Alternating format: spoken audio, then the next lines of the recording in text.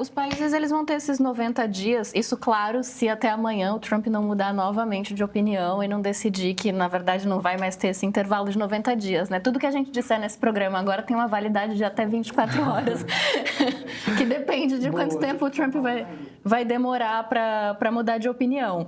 Mas os países têm aí 90 dias, a princípio, de intervalo dessas tarifas, né? O Trump disse, olha, a China vai ficar lá com 125%, mas os demais países a gente tem 90 dias para que a taxação entre em vigor.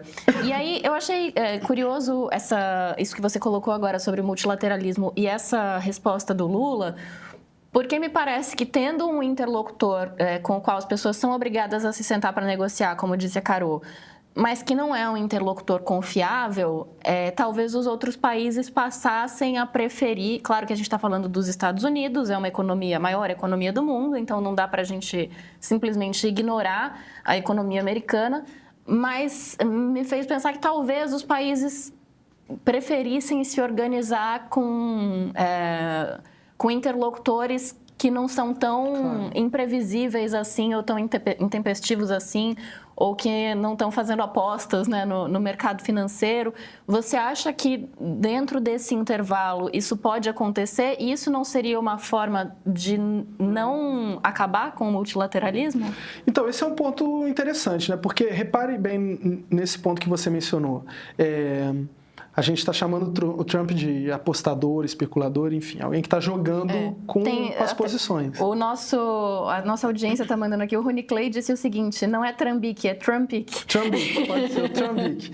Mas veja bem, por que ele não simplesmente, quando ele aumentou a taxação com relação à China e disse explicitamente, a China não vai revidar, senão isso vai ter consequências. E a China revidou. Então ele aumentou para 100 e agora me esqueci. Agora está em 125. 125, perdão.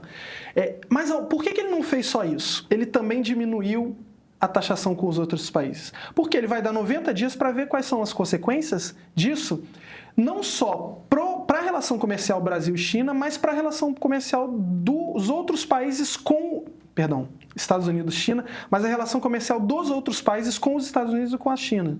Esses outros países vão procurar mercados alternativos, agora aos Estados Unidos com essa diminuição da taxação? Eles vão à China? Como vai ficar isso? Ele está especulando em várias frentes. Porque pode haver um receio desses países também em tentar fazer algum tipo de transação e sofrer essa retaliação. Isolar os Estados Unidos, no certo sentido também. Um dos medos era esse, né? Será que essa taxação vai isolar a economia americana? A grande questão é que é impossível você isolar. Vamos supor que a China coordenasse um grande esforço global para ampliar a relação de livre mercado com outras economias, Europa, economias emergentes, BRICS, Canadá, México. Você não tem como tirar um player como os Estados Unidos da mesa de negociação, porque é o maior mercado consumidor do mundo. Uhum. É a maior economia do mundo e é o maior mercado consumidor do mundo. Né? Quer dizer, a China... São o dono da bola, né? É isso. Como é que você... É mais ou menos isso. Como é que você joga... Você joga no Barcelona de 2010 e não passa a bola para o Messi. Uhum. Não é impossível. Você pode ter um monte de jogador bom ali, mas você não vai isolar o craque. É o maior mercado consumidor do mundo. Como é que os mercados globais podem prescindir na verdade, desse? foi o Kiko do Chaves, que quando está perdendo, pega a bola e sai andando. Pode ser também, pode ser. É isso, você não tem como abrir mão de um mercado desse tamanho. Então, a economia global passa pelos Estados Unidos, mesmo quando ele não é o principal parceiro comercial do país, como é o caso do Brasil, que hoje é a China. Mas você não tem como tirar o maior mercado, inclusive da China, né? O maior mercado para o qual a China exporta.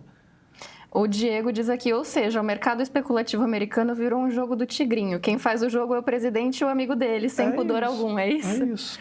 Esquema de pirâmide. Agora, o efeito político disso, a gente estava aqui com alguns espectadores discutindo isso, porque assim... A China não se escondeu, né? Quando o Trump disse, olha, eu vou taxar... O Gil do Vigor gravou um vídeo maravilhoso explicando a relação entre China e Estados Unidos, que ele disse que o Trump taxou a China e a China falou, o quê? Eu não vou deixar isso barato e tal. Então, assim, a China, ao contrário dos outros países, com exceção dos da União Europeia, né? Mas, assim... aquela relação do quem pode mais chora menos, Sim. né? A China podia mais, então chorou menos, os outros países não tinham a condição de fazer a mesma coisa. Mas a China foi bancando e foi aumentando as tarifas e continuou fazendo isso. Agora, o que a nossa audiência estava colocando aqui é que isso não vai ter o mesmo efeito político na China, até porque tem uma diferença ali, né, de sistema político. Como é que fica isso, então? Está muito mais confortável para o Xi Jinping ou o Trump não está nem aí para isso também? O Xi Jinping, pela própria natureza do regime chinês, né, quer dizer, não é que as decisões do governo não tenham efeitos na opinião pública, é que a opinião pública não tem efeitos no voto porque é um regime de partido único. Então, se você tiver consequências negativas, a economia chinesa ela é toda montada em cima de planejamentos estratégicos para 50 anos. Né?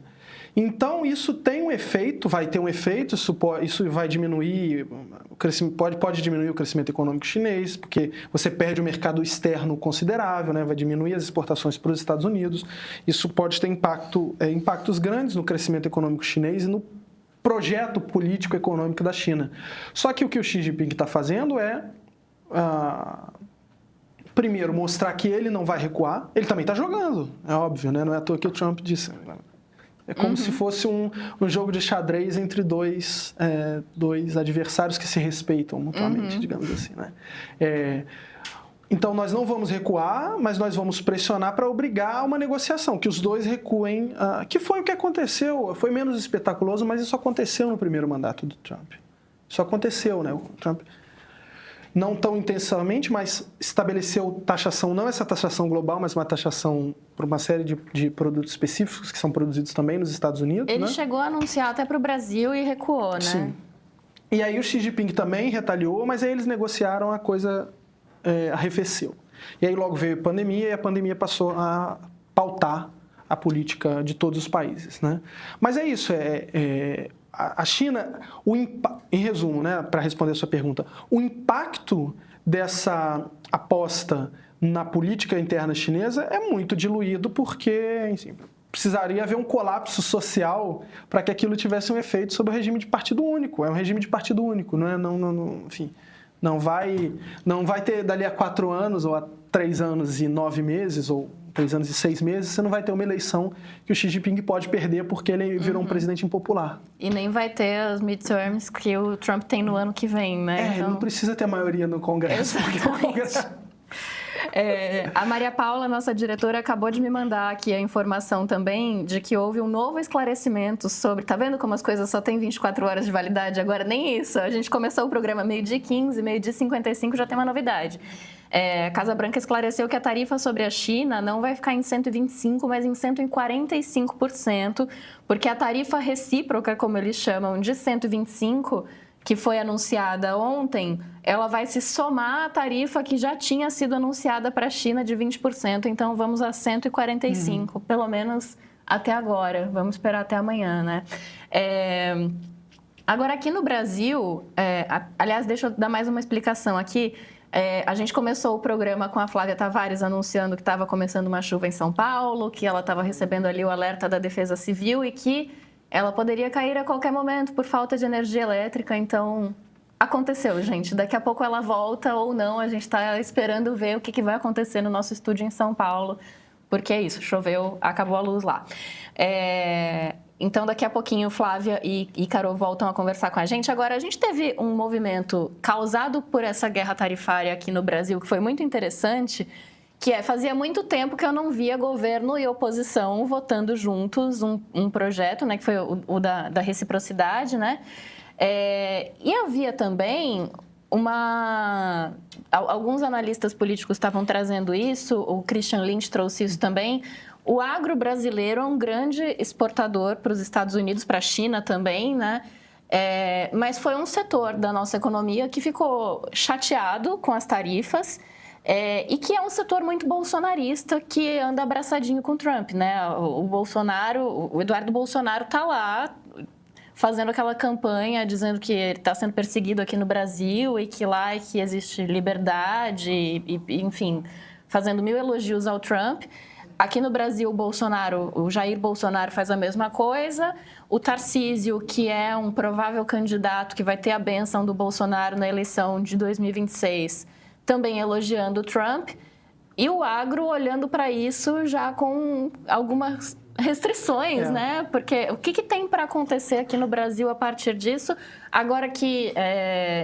apesar de ter havido esse recuo em relação a outros países, a taxação do Brasil continua ali nos 10%, né? Tem esses 90 dias aí para todo mundo se acostumar com a ideia, pelo menos por enquanto, mas isso pode trazer prejuízos também para setores aqui do Brasil e consequentemente, gerar desdobramentos políticos, né? Porque é muito interessante esse ponto, né? Porque é o seguinte, quando o Trump foi eleito novamente, né? Havia uma certa discussão sobre qual seria o efeito da política que ele adotaria para os países que são governados pela esquerda e países que têm uma extrema-direita aliada ao Trump muito forte.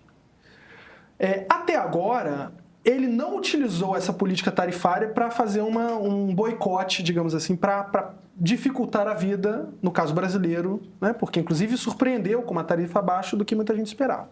Ou seja, digamos assim, ele está agindo como um player político que tem uma estratégia, mas que não necessariamente é conduzida por uma tentativa de prejudicar governos de esquerda, como em algum momento ele mesmo anunciou que poderia ser feito, né? E é verdade que o Trump é o centro de uma grande articulação internacional da extrema-direita. Isso é inegável. E o alinhamento da extrema-direita a ele é muito automático, né? Agora, o Christian tem sempre comentado esse ponto, né? Quer dizer que essa política agressiva dos Estados Unidos pode fortalecer um discurso nacionalista que beneficiaria a esquerda, como está acontecendo em casos como o Canadá e México, né? México é uma coisa inacreditável o que a Cláudia Sheinbaum tem feito, né? Há um mês atrás ela convocou uma manifestação, na verdade ela foi para a Praça do Zócalo, no centro da Cidade do México, para fazer um discurso explicando o que estava acontecendo. Ela é bem habilidosa. E tinha 1 milhão de pessoas Tudo bem, na Cidade do México reunir 1 milhão de pessoas não é exatamente uma coisa difícil, mas tinha 1 milhão de pessoas na praça. Quer dizer, esse espírito nacionalista analistas como o Christian apostam que isso pode ser capitalizado pela esquerda. Eu acho que pode acontecer, mas o que eu acho que o mais esperado, me parece, ser digamos assim, que a direita incorpore uma certa perspectiva crítica aos Estados Unidos. Não sei se a extrema-direita reacionária vai fazer isso. Mas alguma perspectiva crítica eu acho que a direita vai incorporar. Porque é isso. No Canadá isso pode acontecer, né? No Canadá isso está acontecendo, eu acho. Porque, de repente, as pesquisas eleitorais viraram, né? Mas eu acho que, no caso do Brasil, isso vai acontecer. Porque é isso, o agronegócio ele é um articulador muito grande da direita. Porque o agronegócio é muito ideológico. No seguinte sentido, o agronegócio é um dos setores econômicos mais dependentes do Estado, né? Porque o agronegócio tem empréstimos que são feitos por bancos públicos, por bancos de investimento, BNDES, essas coisas, para comprar maquinário, etc. O agronegócio depende de investimentos tarifários de impostos para vender a preços mais competitivos. Então, o agronegócio sempre teve uma relação excelente com o governo, com os governos de esquerda. Mas o agronegócio faz uma aposta grande na direita porque ele bota dinheiro em campanha de candidatos de direita. Ele investe nesse setor da economia. Então não é que ele perca com a esquerda, mas ele aposta que vai ganhar mais com a direita. E se a direita assume uma posição que tensiona muito os interesses do agronegócio, isso vai conduzir a uma terceira via, digamos assim, do ponto de vista de quem o agronegócio vai apoiar. Então, eu acho que alguma direita vai comprar esse discurso crítico ao Trump. Moderadamente crítico, mas crítico.